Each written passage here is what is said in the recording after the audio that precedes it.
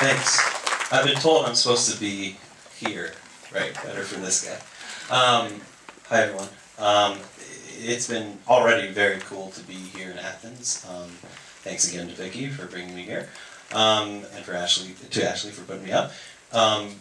There's a few things I like to say as an introduction to the film, and then I'll add in some stuff for this particular venue and screening and whatnot. First of all, I like people to know that no one in this film is an actor. No, I mean, they are actors, of course, but no one had ever acted before. They're not professional actors. These are people that we know, love, found in like crazy corners of Louisiana. Second of all, we made this film totally outside any normal process or system or industry of making films. It was really a crazy endeavor that started with one person, turned into 4 people, turned into 5, turned into 10, and then turned into 90 people living in the middle of nowhere, literally where the road runs out and the Gulf of Mexico begins. You know, the community totally collaborated with us and was a part of this, and I hope that you can see that in the film. I hope that you feel that it has a kind of homemade quality to it. The other thing that I'll say is that this film is, I like to say this, you know, in a college environment, you know, this film is it's definitely about community, and I can already sense, having been in Athens for just a few hours, that there's a real community here, close-knit community, and I hope you think about that when you watch the film and what community means to you. Also, just another thing to think about is this film started for Ben, the director and co-writer and co-composer, as a film about what makes people stay in a place that they know is going to fall apart, something that's inherent to Louisiana. And you know, I've been on the phone with the cast members of the film who are all from Louisiana the last couple days, and there's a storm heading their way right now to the exact place where we made this film, and to New Orleans, and a large portion of them are staying put. So just another thing to think about. That's it. Oh, the last thing, yeah, college, on the college topic. This is also a testament to the power of community that you can feel specifically in a college environment, because I met the director, Ben, when I was in college. I met one of my other producers, Dan, when I was in college, and in fact, at the end of the day, out of a 90 or so person crew, 25 of us went to the same college, which is pretty crazy. But it can, you know, if you're interested in these sort of collaborative artistic endeavors, it can all start here. So with that, I hope you enjoy the film. I'll be around afterwards, and ask me whatever you want.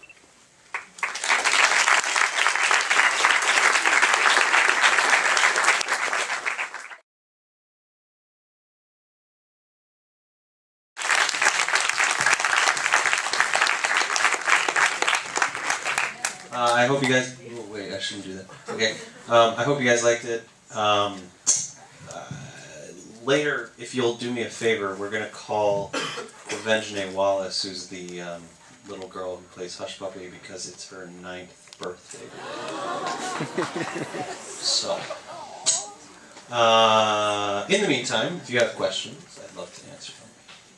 Anybody? Could I just get you to, because I learned this during earlier, you want to say something about how did she get found for this movie? Sure. So that was my, okay, so a lot of my parents, a lot of my relatives are like, what does a producer do? And it's a valid question, because no one really knows, and a lot of people think that it's just about like getting the money, but especially in an independent film like this, it means doing everything to make sure the movie happens, and everything, basically. So, for example, my responsibility on this film, for the most part, was casting. So, we knew that we couldn't make the movie without finding a Hush Puppy. So, that was my first step. So, I auditioned 4,000 girls for this part, between the ages of 9 and 12, when we thought that the part was going to be a 10-year-old girl. And then when Ben decided that the story that he wanted to tell was from the perspective and reality of a 6-year-old girl, I started looking for girls between the ages of 6 and 9, and I scoured like 8 parishes in Louisiana going everywhere. I was living in New Orleans, everywhere from New Orleans to about 3.5 hours west of New Orleans, and mostly where I got a lot of, the schools helped me a lot.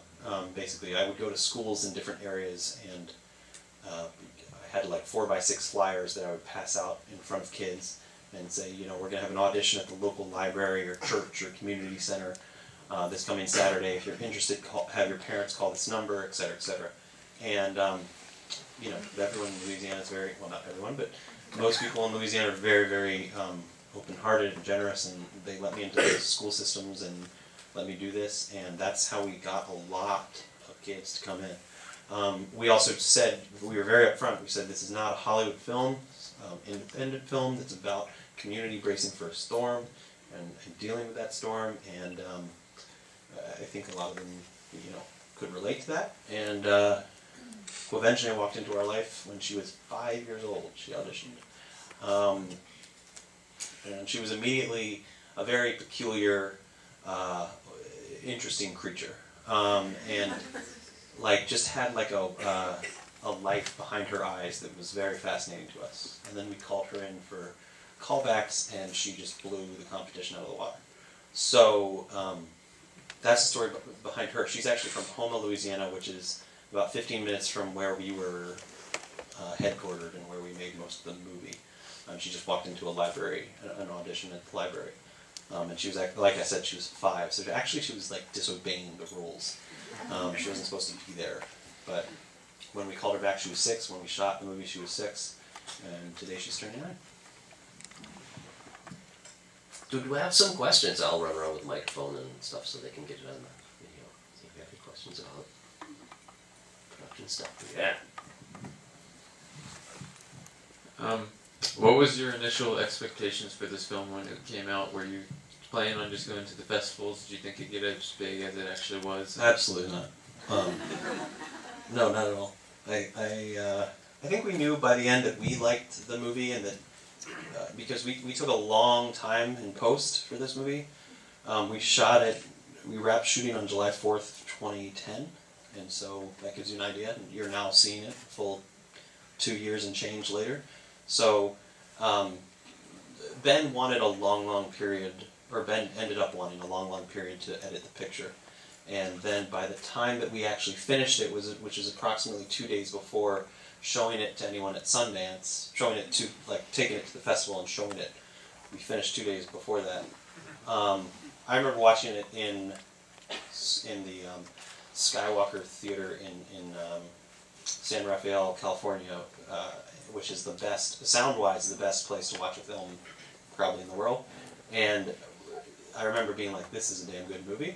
But I still had no idea that, because it's been part of a conversation that you've had with your friends for like 3 years, and you get it and they get it, but you just don't have any, you kind of figure you're going to put it out into the world and people are going to sort of be like, I don't know what this is, okay. Like I had no idea that everybody would be responding to it like they were. And so the next memory, the distinct memory I have is like a week after that Skywalker screening, like all of our crew is in Utah it's like 80 people of our crew, which is an insane number of people to come to a Sundance screening. Like normally you go to Sundance, you have like maybe 5 people. We brought 80 people with us. And you know, they were all staying in this hotel that's like a kind of shoddy Best Western that was like a half-hour away from Park City. And we were all there just kind of celebrating, hanging out with each other, not celebrating really the premiere of the movie or anything, just we had premiered the movie, but we were just happy to see everybody.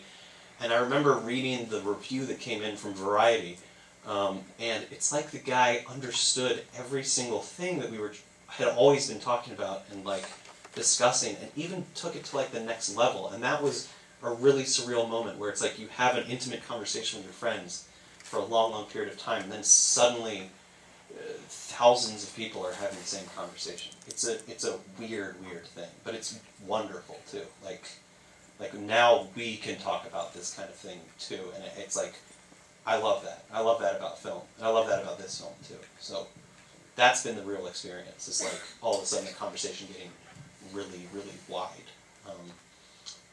But to answer your question, no, I didn't have any. Because it is such a unique film, it's impossible to anticipate what people might think. But other questions? Oh, we'll go here and then I'll loop over there. Okay, I was told this is really loud, so I'm gonna. Okay, so I was wondering, it seems such an intimate portrayal of this community, and I was wondering if you've shown this film to people from that area and how they've responded to it. Mm-hmm.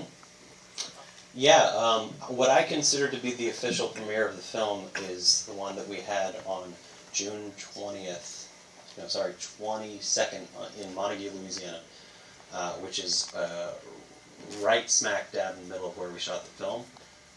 We basically called everybody that had ever loaned us a car or driven a boat for us or given us some wood or gave us a goat or a chicken. And we invited them to this screening in a gym in their neighborhood. And, you know, I was calling the same lady that I'd called like a year and a half earlier about our rat party, 2 years earlier about our rat party at the Lions Club. And it was just like, we just want to come and show you guys the movie. And they said, yes, of course, because they've been itching for this thing to come out. And that's what a lot of people, when you do a movie like this, and you're talking to the community about it, they don't get how long it takes to get a film out. And finally, they all came, and it's like you watch the movie in like film festivals, and each time it's a little bit different, but it's sort of like you're always with people who film is like a big part of their life. This was the first time that we showed it with a totally general audience, so there were babies crying, and there were cell phones going off and everything, and it was wonderful. It was like, it was a totally different kind of experience. And at the end, they gave us a standing ovation. And that was the most emotional screening by far. I didn't sit in on the we had a New Orleans premiere too. I didn't sit in on that one. What was more important was to sit in on the Montague screening, because these are the people that I was calling every day to try to get to come to set, to just volunteer a little bit of time or help out on the crew or whatever. And it was like, I mean, they loved it. They loved it. Someone down here. Oh, there. That was close. Can you explain more about the relationship between Hush Puppy and the Beasts?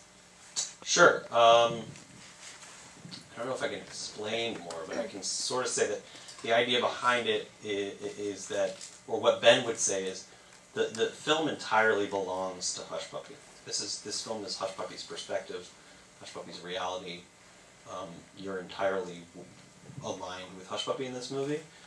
So thinking about the Aurochs from that angle might help if people are sort of thinking, well, what's up with the Aurochs and what do they serve? I think for Hush Puppy, and thereby for the film and the viewer, the world is ending totally. And so the Aurochs are the signifier of that. They are the harbinger of all this crazy unrendering that's happening in the world around Hush Puppy. Because the moment that Hush Puppy hits her dad in the chest and Storm brews, it's like her world is coming to an end. And the Aurochs are that manifested. That's what I'll say.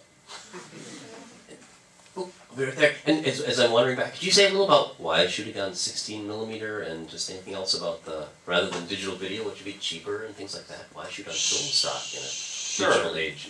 Yeah, I mean, I think it harkens back to a lot of what the approach was on this film, which is, you know, we wanted this film to always have a homemade quality, because that's why it says a film by Court 13 and not a film by Ben Zeitlin here. It's because the ownership of this movie is with the entire group that made it.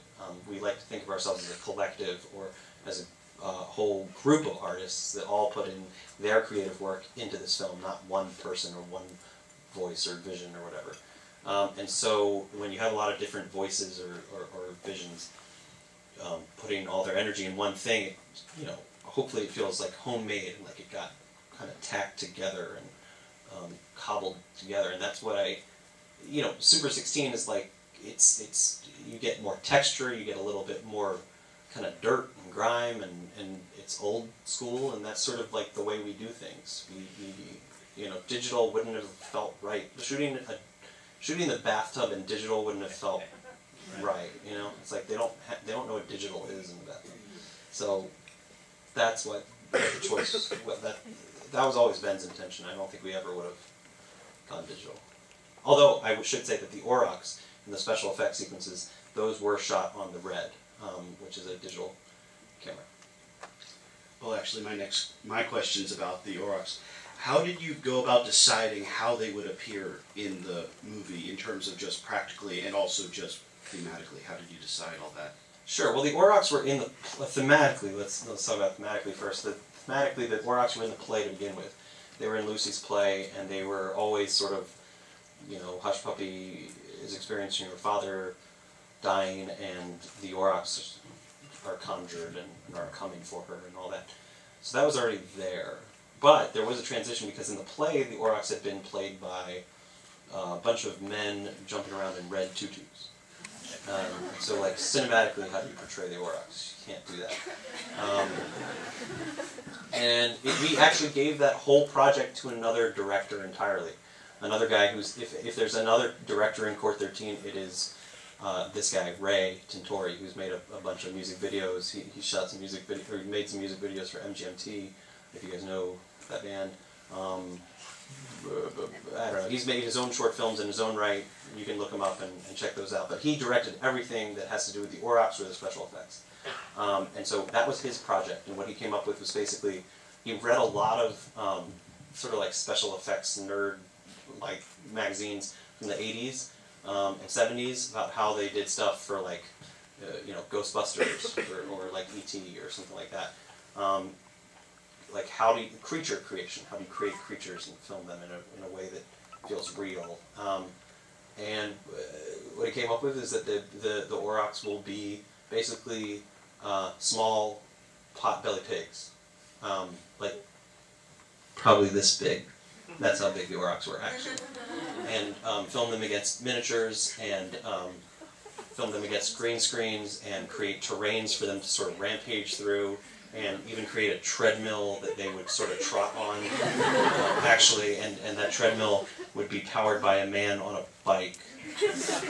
Actually, that's what happened. So yeah, and then fitting them with headdresses and everything. And there was a lot of kind of camera tests to see, like, okay, how big does the pig have to be, and how big should the miniature be in order for it to look real and everything. And what he figured out is that you, basically within 2 weeks of these pigs being born, they had to sort of come under his and his team's wing to be trained and like understand, you know, how to turn around or how to kneel on command, and how to be fitted with these headdresses and whatnot, and also so timing-wise it would work that they were the proper size when it got to be filming time, and so that's what he did, and it worked, I think. The fact that they kneeled is really cool. Could you just mention, you mentioned the play, and you mentioned that initially Hush Puppy is supposed to be 10 years old, right? And in the play, Hush Puppy is a boy. Boy, yeah. Which shocks the heck out of me. 10-year-old boy, yeah. To make it a father-son movie instead would have been strange. But Yeah. Oops. And what time do you call her? Do you have a set time for your... No, she's flexible. Like to know. She's 9, so. Oh gosh. You said it was the director who co-composed that? It was the director? Yeah. I mean, not necessarily the order in which like the film happened, but was that going on as he was kind of coming up with this, or like what was, I mean, speaking for him, like the process in that?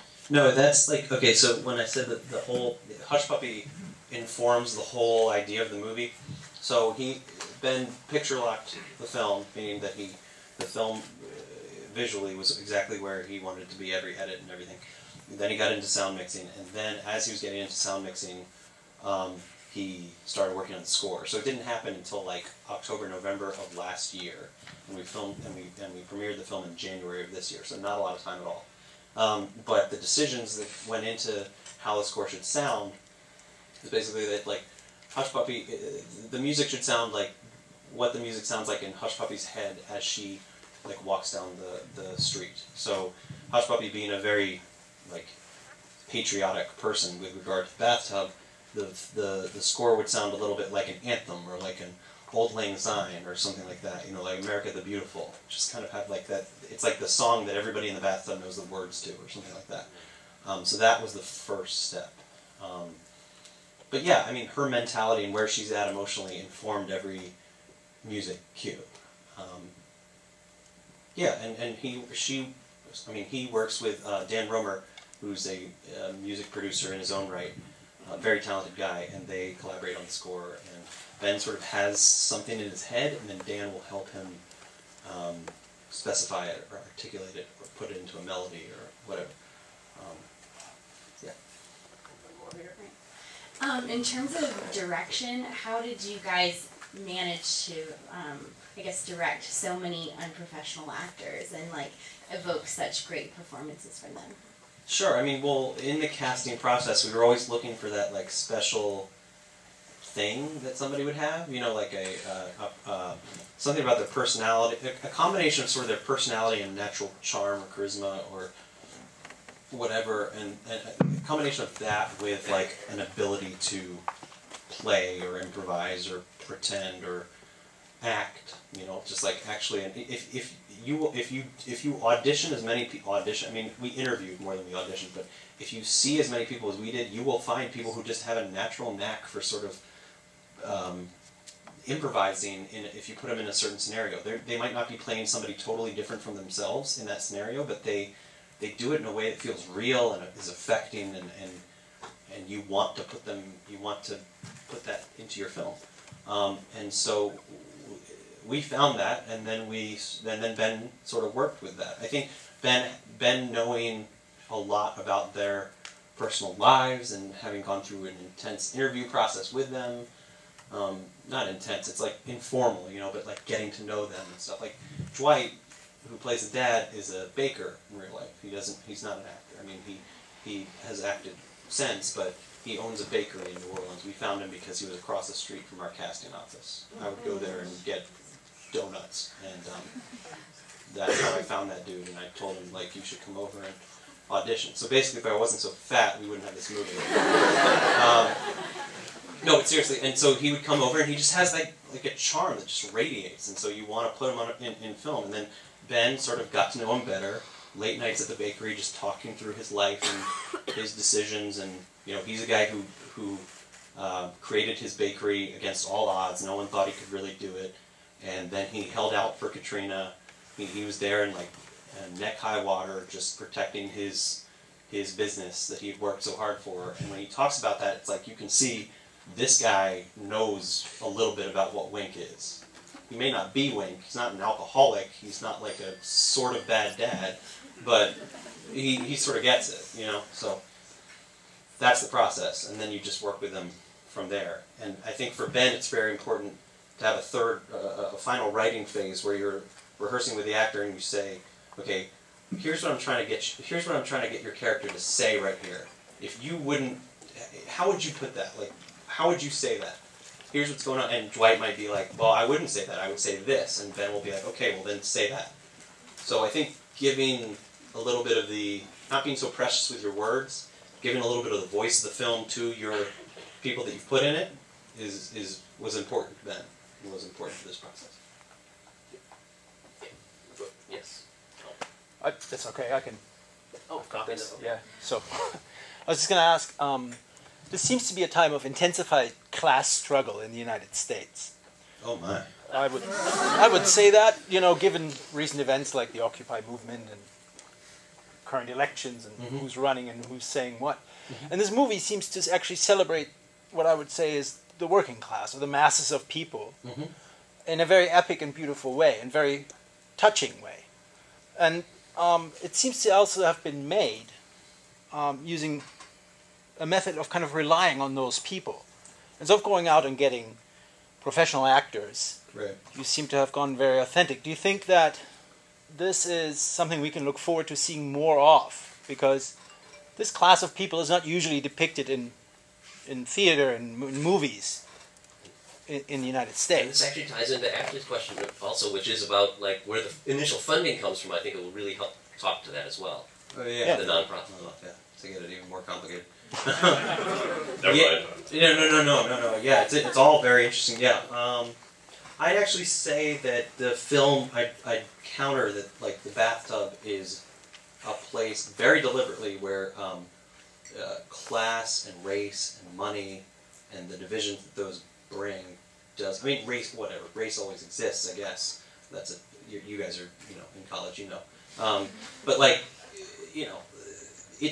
those things don't raise the divisions that they normally do in the world. That's the whole premise behind the bathtub, and what Ben's process was with creating it, is that you sort of take these disparate elements in South Louisiana and you put them all in one place.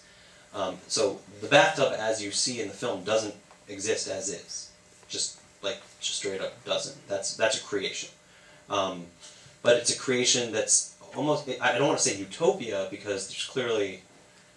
It's almost like a dystopia. You can call it what you want, but basically it's an area.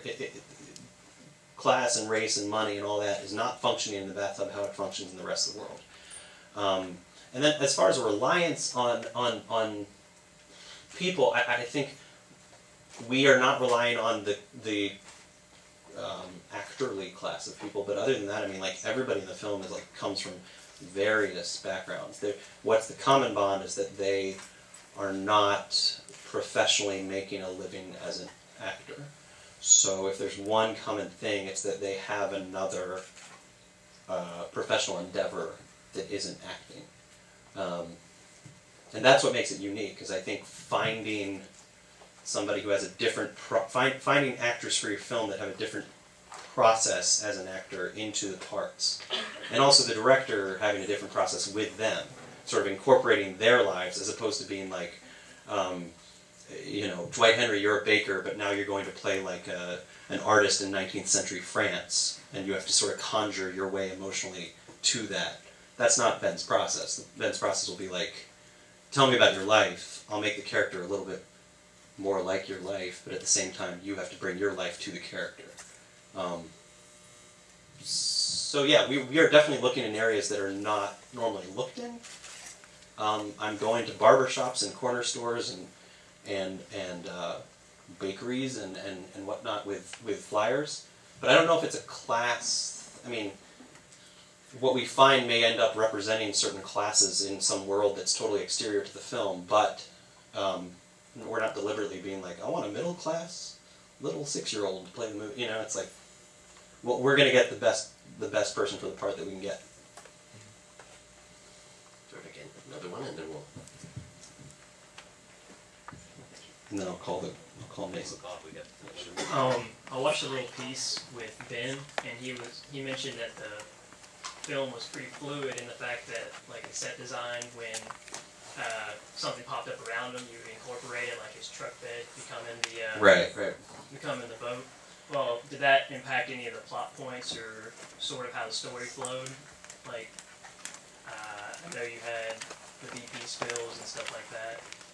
No, not really. I mean, there was an ongoing sort of, what we captured ultimately was the result of working around some crazy stuff, right? But it's not like Ben was like, okay, the oil spill is happening, I'm gonna make this scene about the oil spill. You know what I mean? I don't think that was the process. But certainly, okay, we filmed a scene with these actors who were very aware of the oil spill, in mid-June, after our location had been taken over by BP, and that's all in the back of everybody's head. But we weren't like, Dwight, pretend like there's been a massive oil spill. No, I know that's not what you're saying, but was any of the actual structure of the film? Your original maybe storyboarding changed up due to that? No, I think that we had ambitions to tell a lot of stories in this film, and I think the 1 year that Ben took to edit it was a lot about weeding out the stories that didn't really make for the best film. I think he found that a lot of what would make the best film is focusing on the relationship between Wink and Hush Puppy. So you might be introduced to a lot of characters in this film that you would have, in a different version, in the original script, you might have gotten to know their lives a little bit better. But this film is very much about Hush Puppy and her relationship with Wink. So that was definitely part of the process. All right, we got to stop questions. Okay, and if let you're me- really gonna make a phone call. Yeah, let me this get is a a ring. great time. Let's see if this works.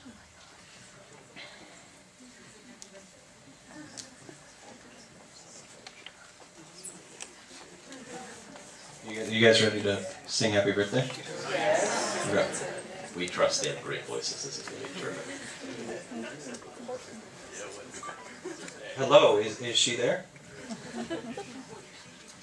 Full Andrea? Is she? Okay. Okay.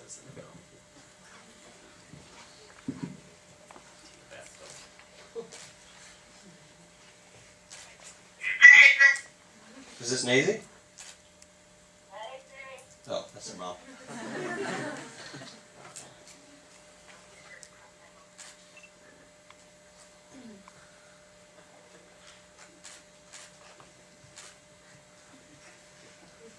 This is called a mobile mom. Yes. Hello? Nazy?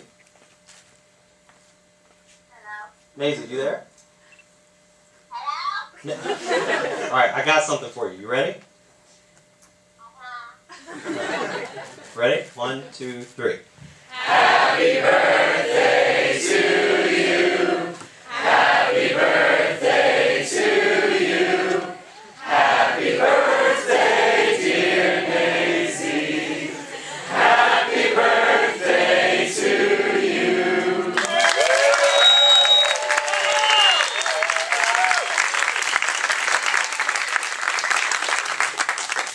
You get that? What? Okay, I'm going to ask you one question on their behalf. What is the biggest difference between you and Hush Puppet?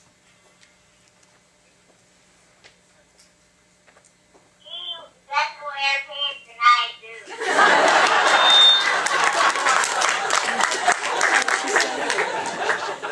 Thank you, Daisy. Happy birthday. That'll do just fine. Thank you very much, everyone. I'll talk to you soon. Bye. Thanks very much.